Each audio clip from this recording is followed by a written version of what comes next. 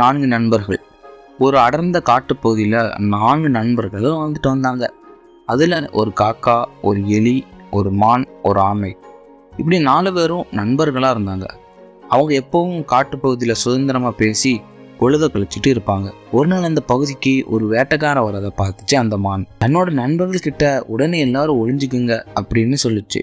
பதறிப்போன ஆமை, நண்பர்களே, என்னால் உங்களை போல வேகமாக ஓட முடியாதுன்னு சொல்லி வருத்தப்பட்டுச்சு. இப்போ அந்த எலி சொல்லிச்சு, நண்பரே, பதறவோ பயப்படவோ வேணாம், பதறாத காரியம் சிதறாது, அதனால் பொறுமையாக இருக்க சொல்லி ஒரு ஓட்டைக்குள்ளே போய் ஒளிஞ்சிக்கிட்டு அந்த எலி ஒளிஞ்சிக்கிட்டு அங்கே நடக்கிறத வேடிக்கை பார்த்துச்சு. அதே நேரத்தில் அந்த காக்கா ஒரு உயரமான இடத்துக்கு போய் உட்காந்து என்ன நடக்குதுன்னு பார்த்துச்சு. அதே மாதிரி மான் பக்கத்தில் இருக்கிற ஒரு புதரில் போய் ஒளிஞ்சிருச்சு.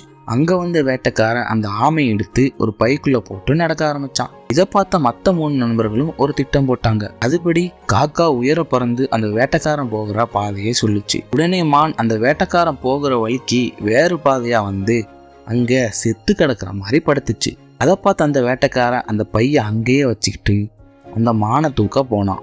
அப்போது அங்கே வந்த எலி அந்த பையை ஓட்ட போட்டு ஆமையை தப்பிக்க வச்சுச்சு. இதை பார்த்த காக்கா மானுக்கு தப்பிக்க சொல்லி கத்துச்சு.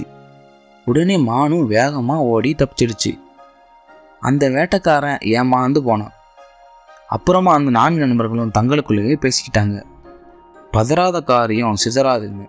நம்மளோட பெரியவங்க நமக்கு சொன்னது எவ்வளோ உண்மையாக போச்சுன்னு பேசிக்கிட்டு பழையபடி சந்தோஷமாக இருக்க ஆரம்பித்தாங்க.